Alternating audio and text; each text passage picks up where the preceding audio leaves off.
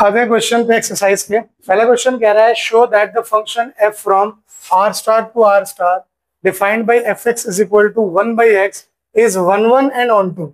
आपको ये शो करना है जहां पे r स्टार क्या है, r star is the set of all non zero real numbers, सारे नॉन जीरो रियल नंबर्स हैं।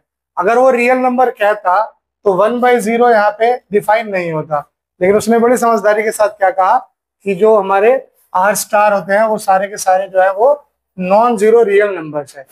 बोल रहा है कि क्या ये रिजल्ट ट्रू है अगर डोमेन आर स्टार जो है इसको रिप्लेस कर दूं एन से और को डोमेन को सेम रहने दूं। पहले तो आप यही प्रूफ करो कि आर स्टार से आर स्टार पे ये 1 1 और ऑन टू है, तो करें इसको।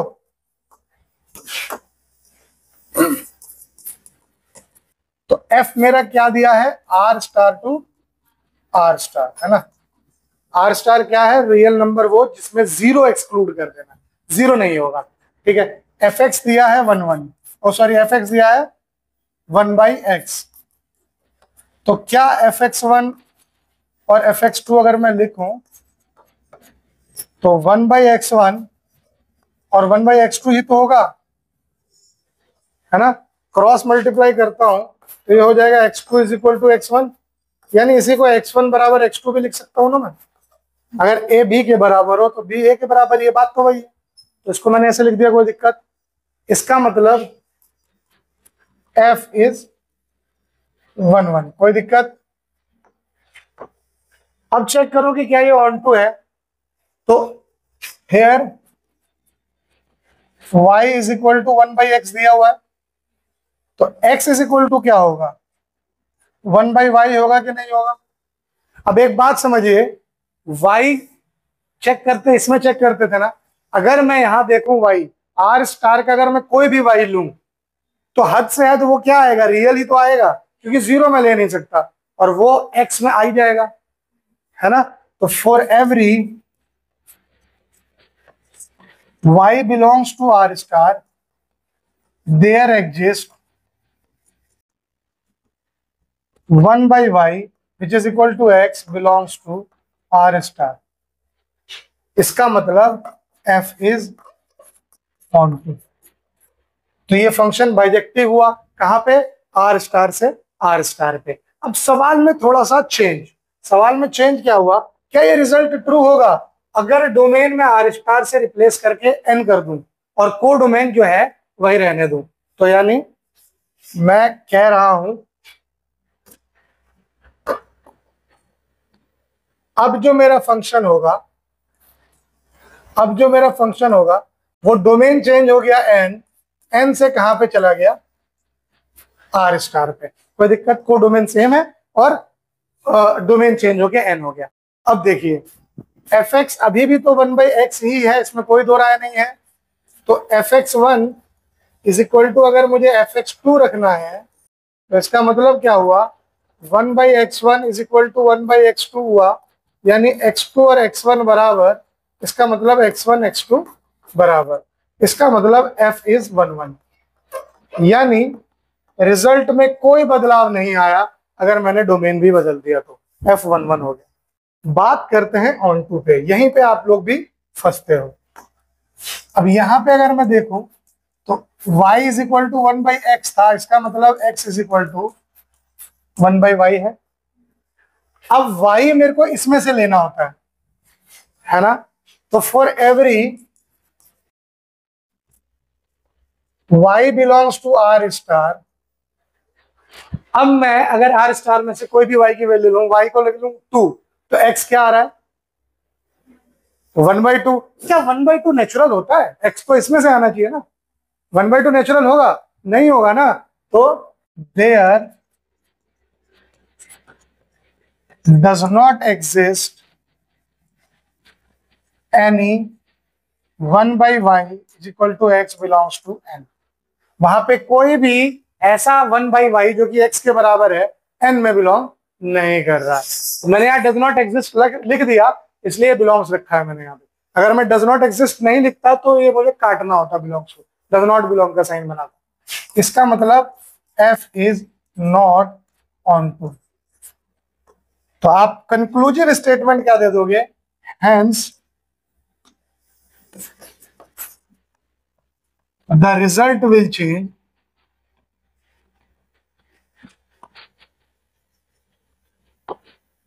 or onto if the domain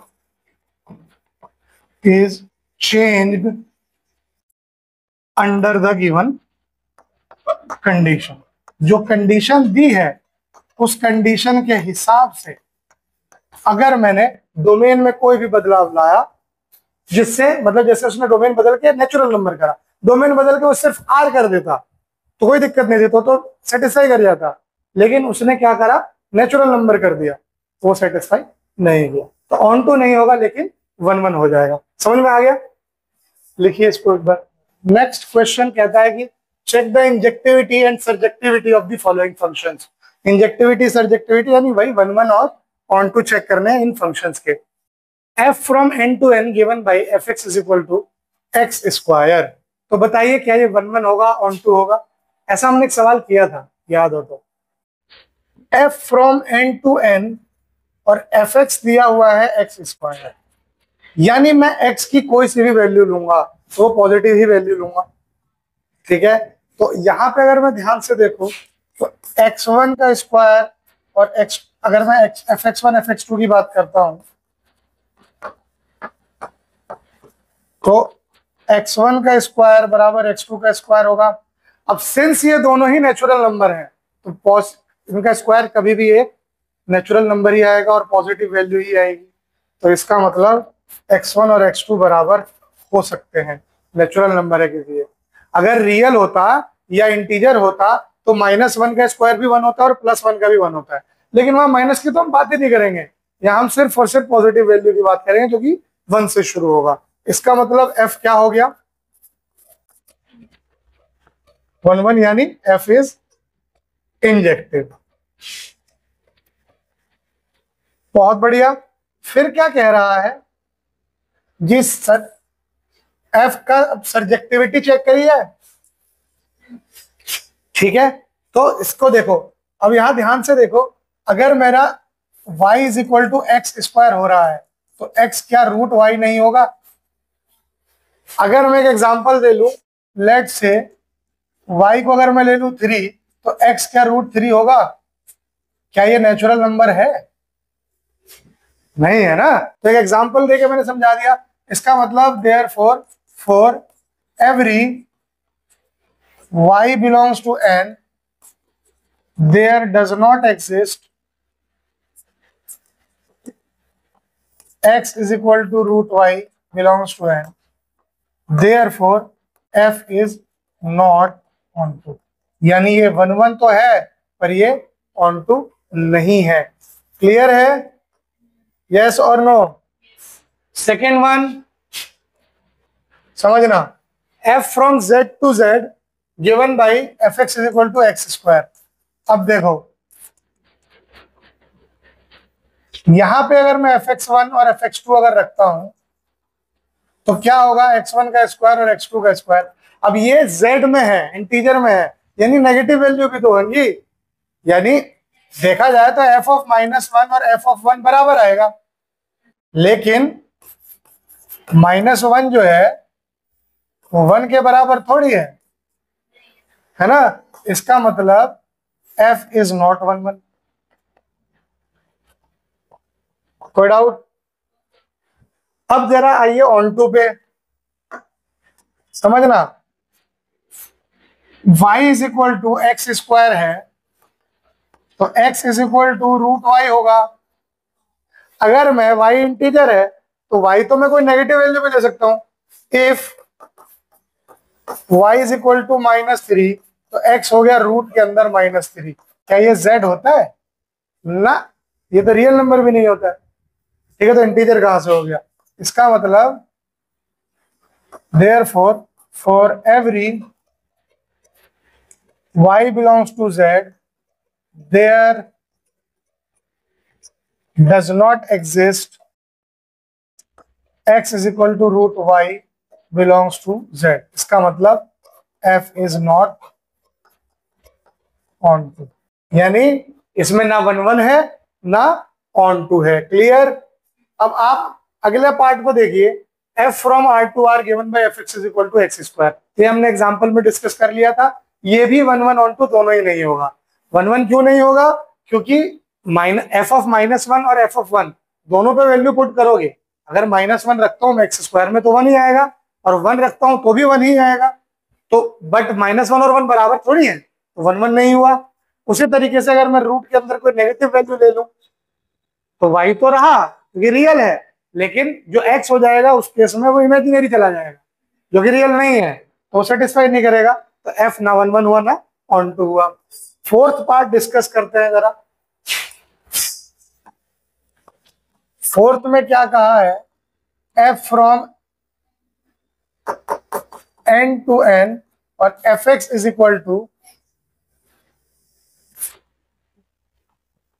x cube. कोई दिक्कत? तो अगर मैं यहाँ पे भी fx1 और fx2 को बराबर रखूं तो x1 का क्यूब x2 के क्यूब के बराबर हो सकता है, बिल्कुल हो सकता है भाई साहब, क्योंकि जब भी ये बात करेगा तो पॉजिटिव की ही बात करेगा। ठीक है, तो ये मतलब हो जाएगा x1 और x2 बराबर, इसका मतलब f इज 1 1। मैंने ऐसा क्यों कहा कि क्यों बराबर हो सकता है? आप रख के देख लो ना। आप x की जगह 1 रखो तो 1 का क्यूब 1, 2 रखा तो 2 का क्यूब 8 आ रहा है। ठीक है, तो fx1 और fx2 बराबर आ रहे हैं? नहीं आ रहे ना, तो 1 और 2 भी बराबर नहीं होते। हटाओ, 1 रखा तो 1 आया, फिर 1 रखा तो 1 ही आया, 2 रखेंगे तो 8 आएगा, फिर 2 रखेंगे तभी 8 आएगा, 3 रखेंगे तो 27 आएगा, फिर 3 रखेंगे तभी 27 आएगा। यानी fx1 fx2 तभी बराबर होगा जब x1 x2 बराबर हो। इसका मतलब f1 1 हो गया। लेकिन हम बात करें अगर ऑन टू में, तो आप देखिए यहाँ पे y is equal to x cube है, तो x क्या होगा? y का क्यूब रूट होगा कि नहीं होगा?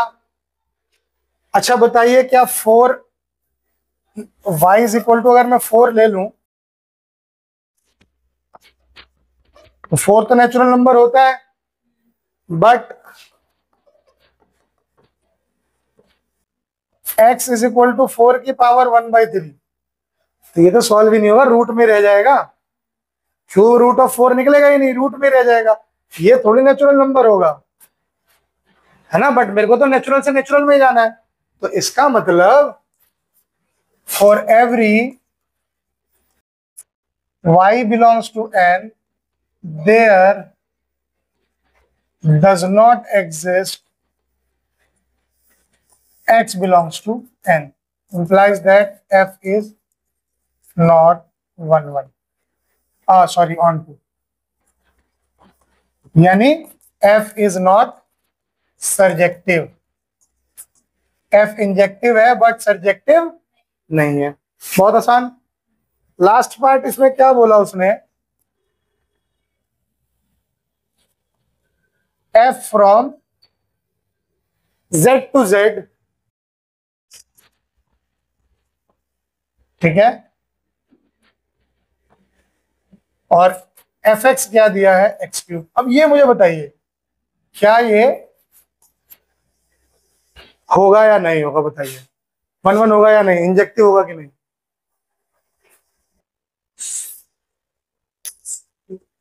इंटीजर है, नेगेटिव वैल्यू भी रखेंगे, पॉजिटिव वैल्यू भी रखेंगे।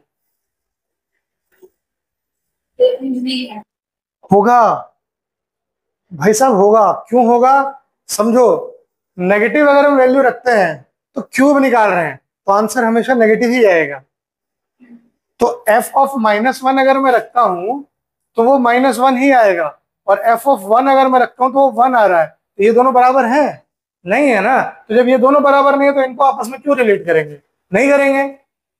ये तभी हो सकता है जब f ऑफ -1 के बराबर हो, तभी ये बराबर होगा। यानी -1 और -1 बराबर होने चाहिए। उसी तरीके से आप 2 का एग्जांपल ले लो, f ऑफ -2 होता है -8 और f ऑफ 2 होगा 8। जब यही बराबर नहीं है तो इनको तो आपस में कंपेयर ही नहीं कर सकते हम। तो ये इंटीजर के केस में जब भी क्यूब दिया होगा तो ये 1 1 होगा। तो fx1 बराबर fx2 का मतलब हो गया x1 का क्यूब बराबर x2 का क्यूब। तो ये हो गए x1 और x2 बराबर f इज 1 1 यानी f इज इंजेक्टिव। और सर्जेक्टिव प्रूफ करने के लिए तो बहुत ही बच्चा चीज, एक एग्जांपल जो बार बार बताता हूं, एक एग्जांपल दे दो, कहानी खत्म कर दो। यहाँ पे अगर बात करोगे y is equal to x cube की, तो x हो जाएगा क्यूब रूट ऑफ y, होगा कि नहीं होगा? अगर मैं y को ले लूं 4, इंटीजर है भाई साहब, है कि नहीं? तो इसका मतलब x हो जाएगा 4 की पावर 1/3, रूट में ही रह जाएगा।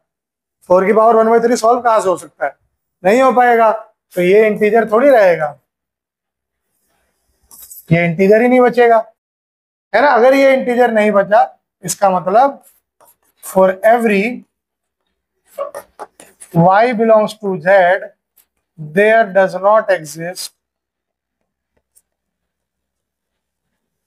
x belongs to z। इसका मतलब f is not onto, यानी f is not surjective. Case समझ में आया? कब इंजेक्टिव हुआ, कब सर्जेक्टिव हुआ, ठीक है? इसको लिखिए जरा। Next question is prove that the greatest integer function f from r to r given by fx is equal to greatest integer function of x is neither 1 1 nor on 2 where x denotes the greatest integer less than or equal to x। Greatest integer function पता क्या होता है? हाँ जी, greatest integer function, greatest integer function होता है कि अगर मैं जैसे ब्रैकेट में नोटेट इसकी नोटेशन इस ब्रैकेट में होती है, कोई भी डेसिमल वाला अगर मेरा फंक्शन दिया हुआ है, कोई भी डेसिमल में वैल्यू दी हुई है, अगर मुझे उसके ग्रेटेस्ट इंटीजर निकालना है तो उसके जस्ट पहले वाला जो भी इंटीजर होता है वो उसकी वैल्यू होगी। अगर इस ब्रैकेट में मैंने लिख दिया 0.99, तो बताओ इसके नजदीकी इंटीजर कौन सा है? 1 दिखेगा आपको, तुरंत बाद आ रहा है, लेकिन आपको वो नहीं बताना इससे जस्ट पिछला वाला कौन सा है। 0 है, 0। अगर 0.1 की बात करूं तो इससे जस्ट पीछे 0.875 की बात करूं, इससे पीछे, ठीक है? उसी तरीके से 1.97 की बात करूं तो 1, 1.1 की बात करूं तो भी 1, ठीक है? तो अब आपका आधा आंसर तो जो मैंने अभी समझाया उसी में मिल गया। इसको आपको ये शो करना है कि ना ये 1 1 है और ना ही ये ऑन टू है। तो कैसे सॉल्व करेंगे? यहां पे आपको दिया क्या है इन्होंने, f from r to r, और fx दिया है greatest integer function of x, है ना? तो एक बात समझो, अगर मैं कहूं 0.1 होता है 0, 0.2 भी होता है 0, 0.3 भी होता है 0, तो यहां पे अगर मैं देखूं तो f 0.1 0 आ रहा है और वो f 0.2 के बराबर आ रहा है कि नहीं आ रहा है? आ रहा है ना। बट 0.1 और 0.2 तो बराबर ही नहीं होते, नहीं होते ना। इसका मतलब therefore for fx is equal to fx1 is equal to fx2, x1 is not equal to x2, ये दिखता है यहां से। इसका मतलब f जो होगा वो f is not 1 1।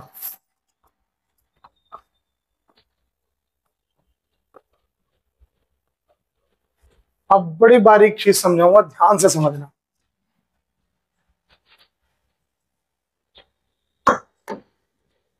अब यहां देखो y इज इक्वल टू तुम्हारे पास greatest integer function of x है ना?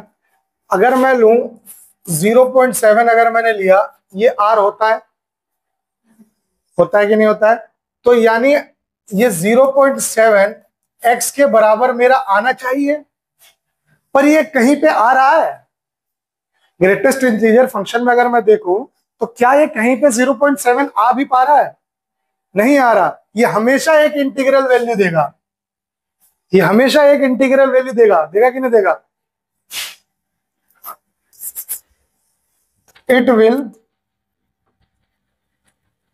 Always give an integral value, है ना? इंटीग्रल वैल्यू ही देगा। This implies that there will be many images without pre image,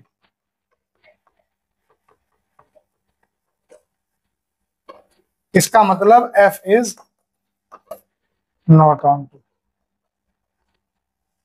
हमेशा देखो कभी भी ये इंटीग्रल ही वैल्यू देगा, है ना, बट रियल में तो हमारे पास 0.7 भी होगा, रूट में कुछ वैल्यू होगी, वो भी हो सकता है, कुछ भी हो सकता है, बट ये देगा ही नहीं। है तो जब वैल्यू देगा रियल में ही वैल्यू, और इंटीजर में ही वैल्यू देगा, जब देगा वो इंटीजर ही देगा। तो वहां पे बहुत सारे ऐसे एलिमेंट रह जाएंगे ना जिनकी कोई प्री इमेज नहीं होगी, तो इसका मतलब ये ऑन टू नहीं है। डेफिनेशन तो ये कहता था ना कि सारे इमेज का प्री इमेज होना चाहिए तभी होगा, यानी रेंज और कोडोमेन बराबर होना चाहिए।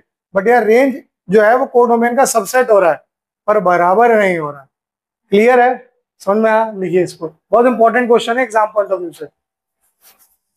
Next is show that the modulus function f from R to R given by fx is mod x is neither 1 1 nor on 2 where mod x is equal is x if x is positive or 0 and mod x is minus x if x is negative। ठीक है, कह रहा है कि आपको एक function fx is equal to mod x show करना है कि ना ये 1 1 है ना ये on 2 है। ठीक है, R to R पे चलते हैं। तो fx दिया हुआ है आपको mod x, बात समझना, अगर मैं 1 रखूं तो मॉड में है तो भी 1 ही आएगा, -1 रखूं मॉड में है तो भी 1 ही आएगा। अगर यहां देखा जाए f of 1 is equal to f of -1 is equal to 1, but 1 is not equal to -1, इसका मतलब f is not 1 1। ठीक है, फिर कह रहा है ऑन टू का, तो y is equal to mod x है। ठीक है, तो एक चीज बताइए कि अगर मैं x की वैल्यू या y की वैल्यू कुछ भी पुट करूं तो वो मॉड x आना चाहिए, यानी पॉजिटिव ही आएगा। तो y में तो बहुत सारी नेगेटिव वैल्यू भी है मेरे पास, तो as y belongs to R, तो विच शोज दैट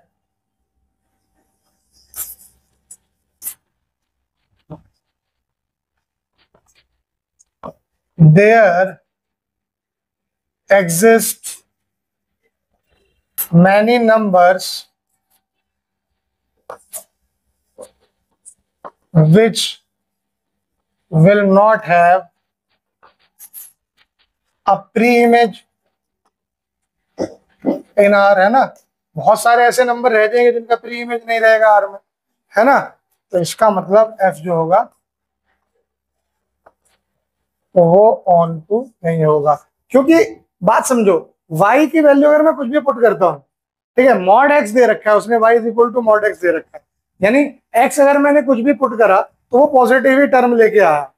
ठीक, तो y के केस में जब ये उल्टा होगा तो वो ऐसे बहुत सारी वैल्यू बच जाएंगी, कहाँ पे, कोडोमेन में, जिनकी कोई प्री इमेज नहीं होगी, है ना। क्यों नहीं हो पा रही? क्योंकि इधर जो सबके सब जो इधर पॉजिटिव वाला ही तो फिक्स हो गए, बहुत सारी ऐसी वैल्यू है जो प्री इमेज नहीं बना पा रही है। ठीक है, तो इस वजह से हम क्या कह देंगे कि f जो है ऑन टू नहीं है। लिख लो इसको।